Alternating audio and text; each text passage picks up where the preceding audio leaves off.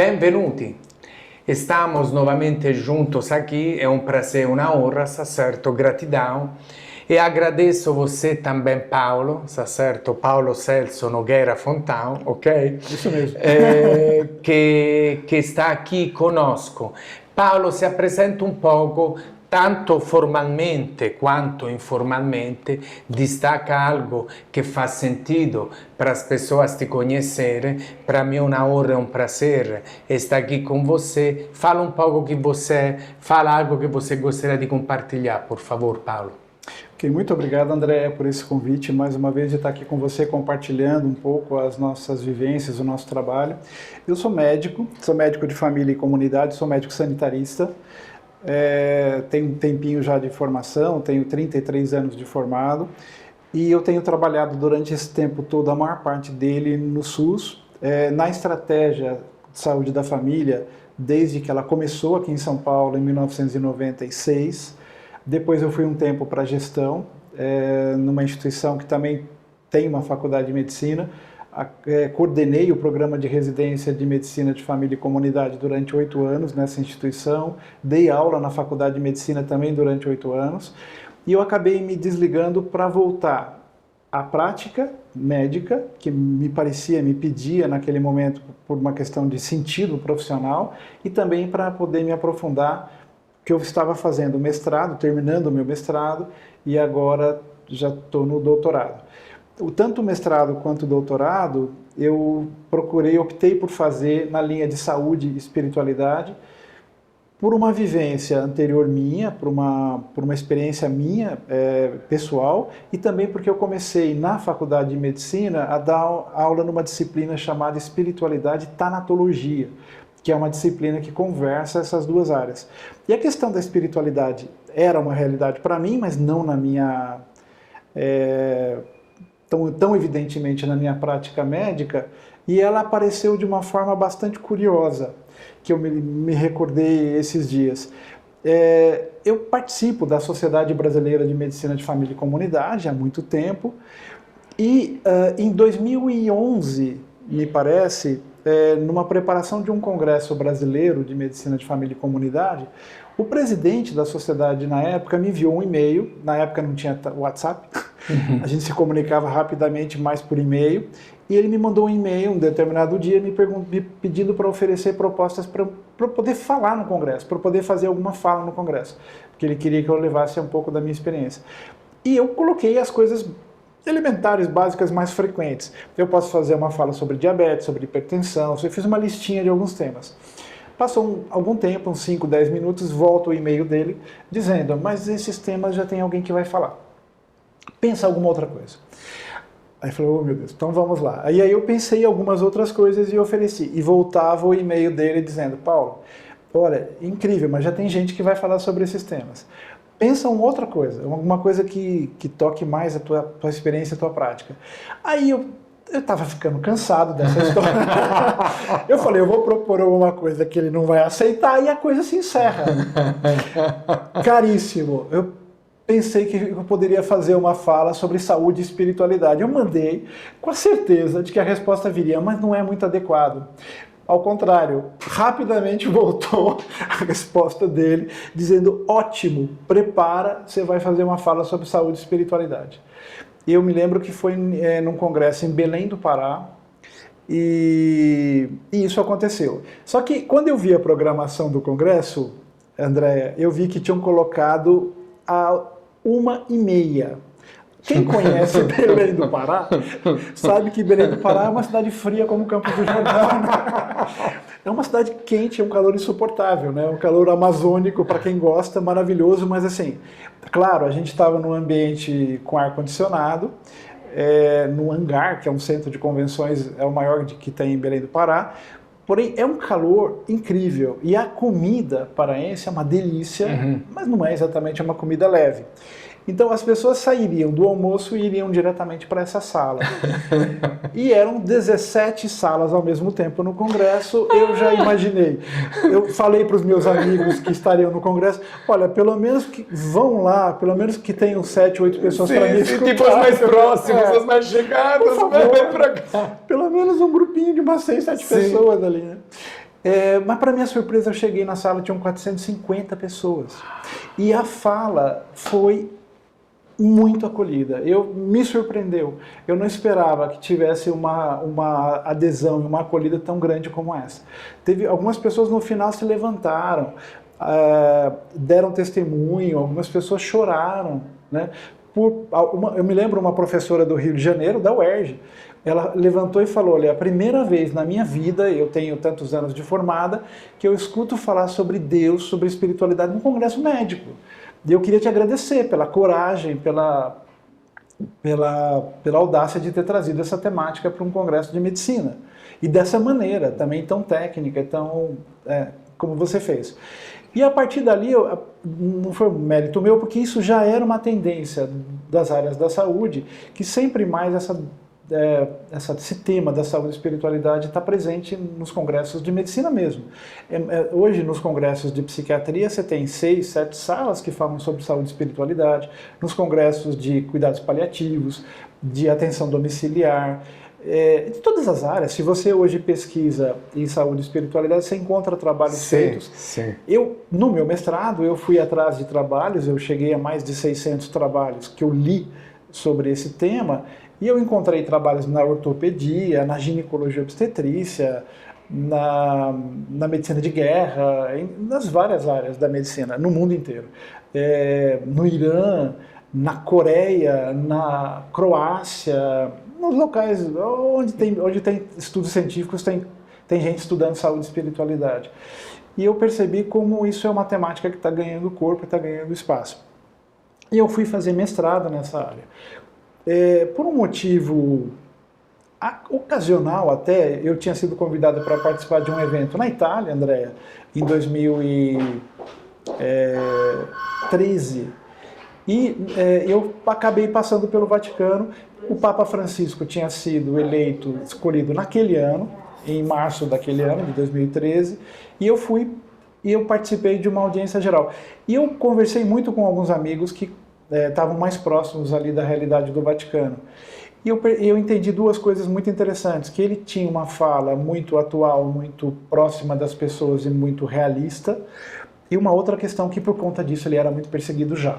Então assim, ele acabou de assumir o pontificado e tinha uma oposição dentro e fora da igreja, que talvez esperassem um outro modelo de liderança, um outro modelo de papa, mas graças a Deus é ele até agora, né? E ele tem trazido realmente muitos movimentos de mudança, muitos movimentos de arejamento da igreja de vários sentidos, né? Inclusive estabelecendo pontes fortíssimas fora da igreja, de diálogo ecumênico interreligioso com os muçulmanos, com os budistas, com os hindus, com os cristãos das mais variadas denominações, com os judeus e por aí vai. Com grande respeito pelas tradições religiosas locais, como tem feito, por exemplo, na Amazônia. Então, por conta disso, eu assumi como missão, como desejo interior, de trazer as falas dele que colassem com a questão da atenção à saúde, do cuidado em saúde, de uma forma protegida, não interpretada, exatamente para evitar essas contaminações e essas deformações. A gente está vivendo na época das fake news, infelizmente, em todo canto, inclusive na igreja. Então, eu procurei, a partir de então, tomar esse cuidado de ser transmissor dessas mensagens diretamente da fonte, evitando os intermediários. Né? Então, hoje eu tenho alguns amigos que trabalham na Vatican News, que é a agência de notícias do Vaticano, porque eu consigo ali diretamente a mensagem original, né? Não já com a interpretação do jornalista, por exemplo. Né? Quando você ouve, até uma jornalista de uma emissora da Globo, né, que sempre fala do Vaticano, uma pessoa muito simpática, né, que acompanha inclusive algumas viagens do Papa, a Isis Scampiarini, né, mas por mais boa vontade que essas pessoas tenham, elas interpretam com um viés que naquele momento parece mais adequado para eles. Né? E eu gosto de transmitir sem viés, né? Para poder que as pessoas aproveitem como elas têm interesse. E quando eu fui estudar saúde e espiritualidade com esse olhar, a partir daquilo que o Papa tem falado e escrito, tem uma quantidade de informações enorme. Me surpreendeu a quantidade de material que tem. Eu fiz o meu mestrado sobre isso, mas dá para fazer 10 mestrados, 15 doutorados, dá para fazer um trabalho fenomenal, porque tem uma força motivadora e uma força transformadora dentro daquilo que ele tem colocado e falado, que é surpreendente. E ela não é uma mensagem que ela toca só os católicos, eu tenho percebido isso claramente.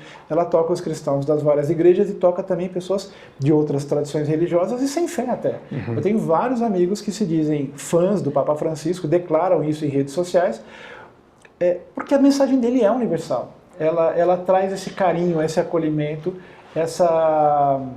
esse toque de amor, de misericórdia, de aceitação, de não julgamento. São todas questões que o mundo de hoje, tão polarizado, está precisando. Essa tinta de amor, que gera unidade, e a gente está precisando disso hoje. Vou iniciar a minha reflexão, que já você me desencadeou e proporcionou várias nessa sua fala, Paulo. Aqui, com a última sua frase, o amor. Coisa positiva, coisa boa, no meu entendimento, todo mundo gosta. Sim. Quero dizer, redescobrir o simples, o verdadeiro, pode fazer uma diferença fantástica. Aquela famosa frase, que é profundamente verdadeira, gentileza gera gentileza, é verdade. Ou quando a gente também busca sempre mais, o que a gente fala que é ótimo é inimigo do bom, o feito é melhor do que o perfeito, enfim, tem uma série de coisas que no meu entendimento bebe no bom senso, na sabedoria interior, enfim, interna, que a gente precisa resgatar.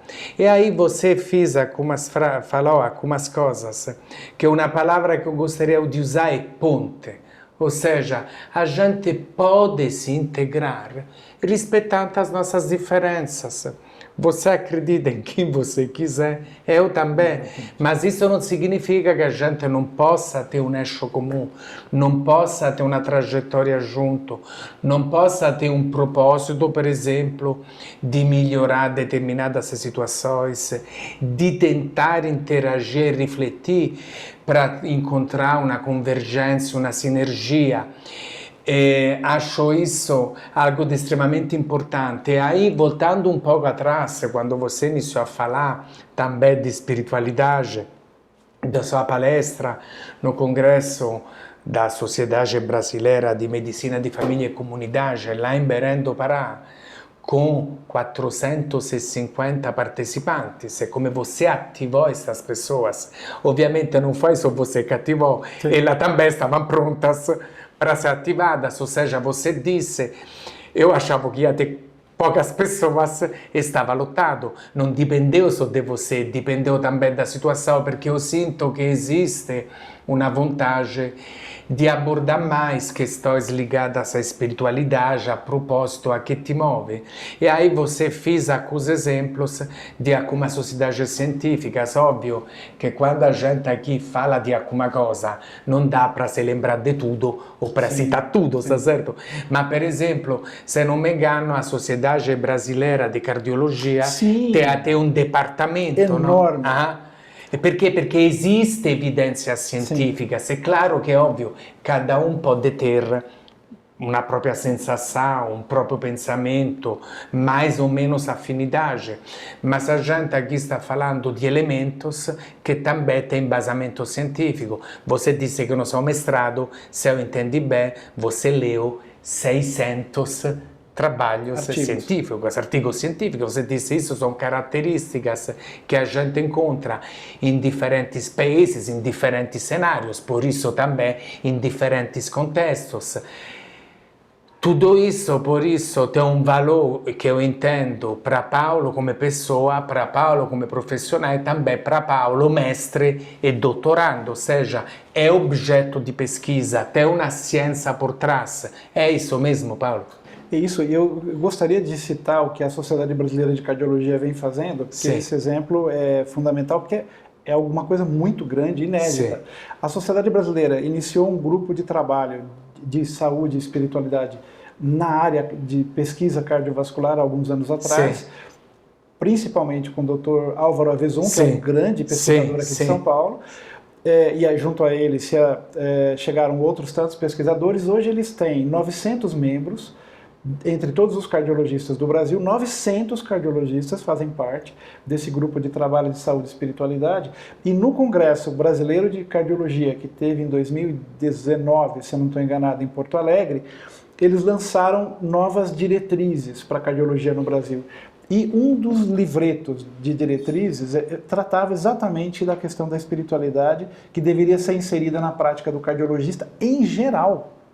E traz dicas importantes, conceitos básicos e elementos e ferramentas para que o cardiologista possa inserir esse olhar da espiritualidade na sua prática enquanto cardiologista. Então faz parte das diretrizes da Sociedade Brasileira de Cardiologia, oficialmente apresentadas em congresso e publicadas num documento oficial da sociedade. Então é uma área que a gente sempre busca a fundamentação, porque eu não estou ali para fazer prédica, não estou ali para fazer sermão, eu estou ali para trazer inspirações baseadas em ciência. Então, quando a gente afirma as coisas em saúde e espiritualidade, a gente buscou respaldo científico, buscou experimentações. E é incrível como a gente encontra essas experiências no mundo todo. E algumas coisas vão ficando claras. A prática da espiritualidade provoca melhoria na adesão à mudança de estilo de vida? Sim. Em grupos de fumantes, de dependentes químicos, um grupo maior tende a deixar a dependência química, consegue fazer essa passagem com mais facilidade quando tem uma prática de espiritualidade, independente de qual seja, né?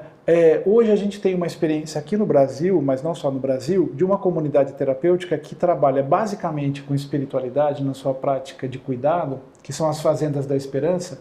A primeira é em Guaratinguetá, mas hoje são mais de 150 Fazendas da Esperança no mundo inteiro, inclusive várias na Europa, na África, na Ásia, nas Filipinas, em outros países da América do Sul também, em que a prática é a espiritualidade no cuidado e na oferta de terapia de trabalho e para que as pessoas consigam se libertar da dependência da química, da droga, em que os professores aqui da USP de São Paulo, do Instituto de Psiquiatria, me lembro do Dr. Homero Valada, ele afirma, em estudos científicos já realizados nas Fazendas da Esperança, que essa prática, que não usa nenhum medicamento, tem um grau de sucesso de 44%. Isso significa que as pessoas que deixam a fazenda depois de 2 anos, 44% continuam em abstinência. Isso é um sucesso enorme dentro desse desafio que é a abordagem da dependência química e que é a maior do mundo. Quer dizer, qualquer outra técnica terapêutica, utilizando medicamentos, utilizando qualquer outra técnica, essa técnica utilizada nas Fazendas da Esperança é a que tem o maior índice de sucesso. A gente pode até achar pouco, nossa, só 44%, mas é muito, por conta do desafio que é a dependência química. Não é fácil mesmo, né, deixar a dependência química. Mas para dar um exemplo, outra coisa interessante que pelos estudos se mostra, a prática da espiritualidade individualmente me traz benefícios de mais foco, de mais paz, de mais capacidade de resiliência, de mais capacidade de escuta, de mais capacidade de acolhimento. Porém, a prática coletiva traz um benefício suplementar. Então, hoje em dia, a gente vive num mundo bastante individualista, em que as pessoas conversam o tempo inteiro com o próprio celular, né? Alguém hoje me contou esses dias que entrou num vagão de metrô e ficou chocado, porque não tinha ninguém no vagão de metrô que não estivesse olhando para baixo no próprio celular. Então, assim, interação zero. Tinham 100 pessoas dentro do vagão de metrô e ninguém interagindo com ninguém. Então, existe uma prática muito individualista. Ontem eu atendi várias pessoas que vieram acompanhadas dos filhos, alguns adolescentes. Teve um que me chamou a atenção, uma mãe. Ela entrou, eu atendi ela o tempo inteiro, o filho estava sentado na cadeira ao lado, o tempo inteiro no celular. Do jeito que ele entrou olhando para o celular, ele saiu do consultório olhando para o celular. É uma capacidade de se auto-isolar fantástica, né? Então essa tendência, essa sociedade que reforça a nossa tendência individualista, ela precisa mais do que nunca de algumas afirmações, inclusive de estudos técnicos, que mostram muito bem ter seus momentos sozinhos, podem ser benéficos, mas você se abstrair da convivência social e se abstrair de uma comunidade, seja lá qual for essa comunidade, onde possa ter trocas e possa ter compartilhamento de experiências, de vida, de dor, de sofrimento, de alegrias, ela te ajuda a sobreviver. Então é fundamental a gente não se isolar, é fundamental a gente permanecer nessa dinâmica coletiva, senão a gente corre o risco de adoecer fortemente. A gente tem visto isso, né? Tanto nos jovens, eu enquanto estava na faculdade de medicina, a gente teve 2 alunos que se suicidaram. Quer dizer, alguma coisa que para muitas pessoas, para muitos jovens é o máximo de ideal de vida, vou fazer medicina, chega num curso de medicina, se encontra numa sensação de total vazio, total falta de motivação para a vida, total falta de sentido para a vida, que chega a esse ponto. Por falta de convivência. O ser humano ele é intrinsecamente social. Isso dizem as religiões de tradição dos povos originários, dizem as tradições religiosas do Oriente, isso diz o cristianismo, isso diz o judaísmo, isso diz o islamismo. Todas as tradições religiosas trazem essa dinâmica necessária do coletivo, né? No cristianismo, o Deus cristão ele é coletivo. Né? É Pai, Filho e Espírito Santo, já são 3 pessoas, não dá para... O Deus cristão não existe sozinho, né? Mas esse conceito do coletivo... É comum. É comum em todas as tradições religiosas. O Ubuntu, né, que se fala muito na África, né, que sozinho eu vou mais rápido, mas coletivamente eu chego mais longe, que é um princípio de cultura africana, das tribos africanas. Isso está presente de alguma forma em todas as tradições religiosas.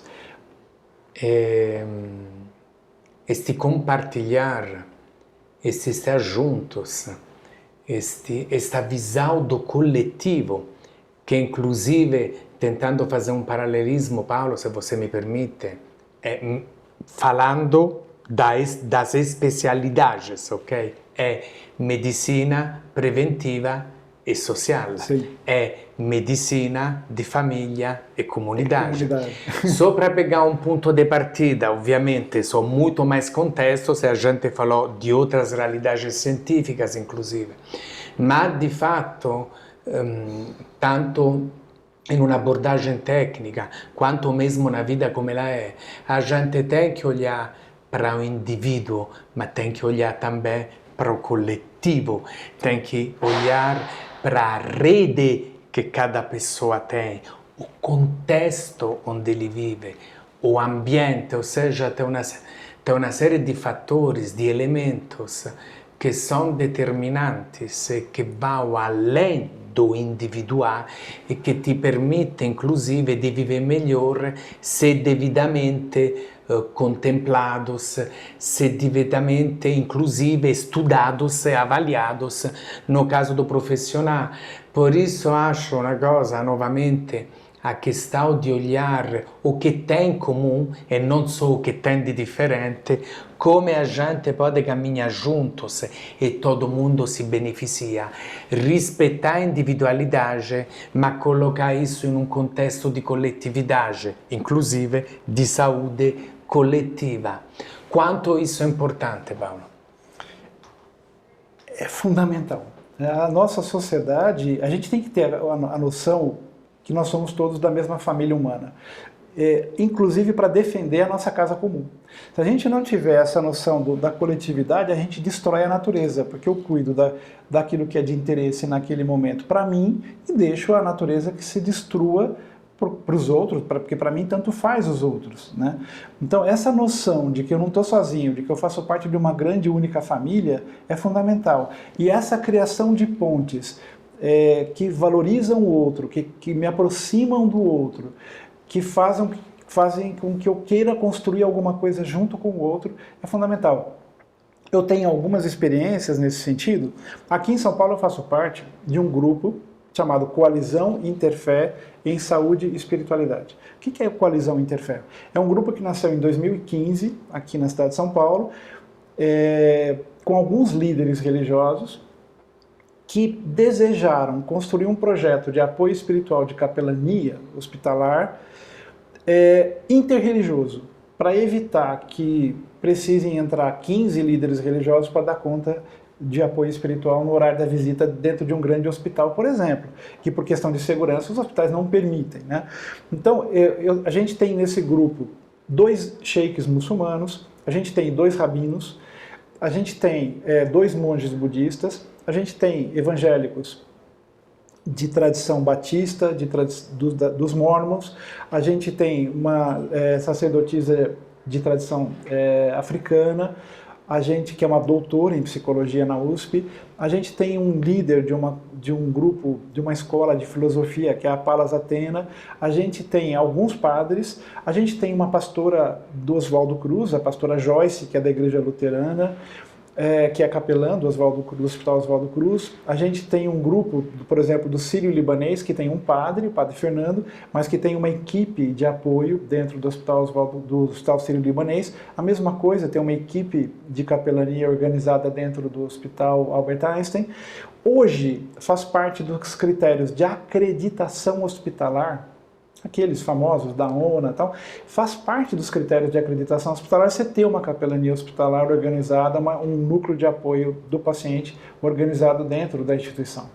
Então, esses hospitais grandes não fazem isso também porque são bonzinhos, fazem inclusive porque é critério de avaliação de qualidade.